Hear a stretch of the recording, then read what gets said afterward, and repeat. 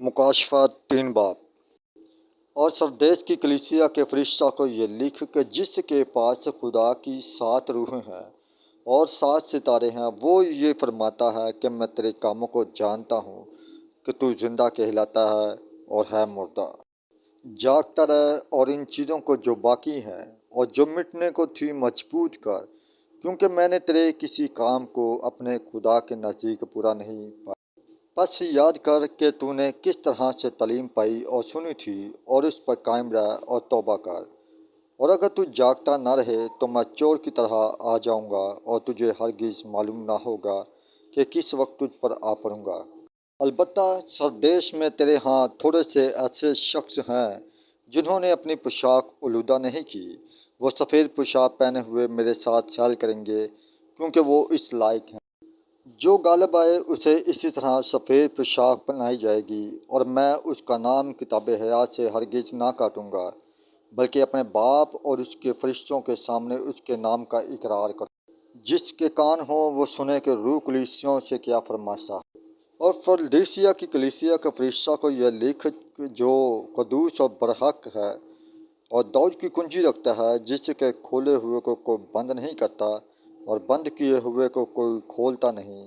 وہ یہ فرماتا ہے کہ میں تیرے کاموں کو جانتا ہوں۔ دیکھ، میں نے تیرے سامنے ایک دروازہ کھول رکھا ہے، کوئی اسے بند نہیں کر سکتا۔ کہ تجھ میں تھوڑا سا زور ہے اور تو نے میرے کلام پر عمل کیا ہے اور میرے نام کا انکار نہیں کیا۔ دیکھ، میں شیطان کی ان جماعت والوں کو تیرے قابو میں کر دوں گا جو اپنے آپ کو یہودی کہتے ہیں اور ہے نہیں، بلکہ جھوٹ بولتے ہیں۔ دیکھ، میں ایسا کروں گا کہ وہ آ کر تیرے پاؤں میں سجدہ کریں گے اور جانیں گے کہ مجھے تجھ سے محبت ہے، چونکہ تو نے میرے صبر کے کلام پر عمل کیا ہے۔ اس لیے میں بھی آزمائش کے اس وقت تیری حفاظت کروں گا جو زمین کے رہنے والوں کے آزمانے کے لیے تمام دنیا پر آنے والا ہے۔ میں جلد آنے والا ہوں۔ جو کچھ تیرے پاس ہے اسے تھامے رکھ، تاکہ کوئی تیرا تاج چھین نہ لے۔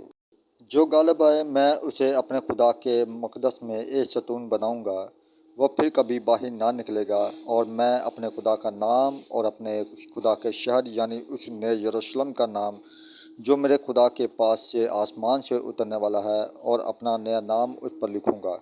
جس کے کان ہو وہ سنے کہ روح کلیسیوں سے کیا فرماتا ہے۔ اور لودیکیا کی کلیسیا کے فرشتہ کو یہ لکھ جو آمین اور سچا اور برحق گواہ اور خدا کی خلقت کا منبع ہے، وہ یہ فرماتا ہے کہ میں تیرے کاموں کو جانتا ہوں کہ نہ تو سرد ہے نہ گرم، کاش کہ تو سرد یا گرم ہوتا۔ پس چونکہ تو نہ تو گرم ہے نہ سرد، بلکہ نیم گرم ہے، اس لیے میں تجھے اپنے منہ سے نکال پھینکنے کو ہوں۔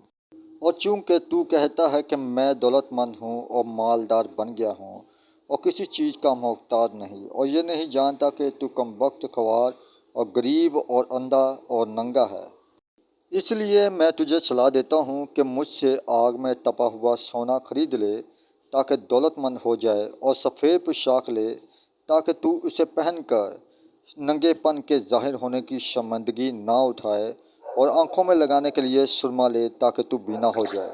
میں جن جن کو عزیز رکھتا ہوں ان سب کو ملامت اور تنقید کرتا ہوں۔ پس سرگرم ہو اور توبہ کر۔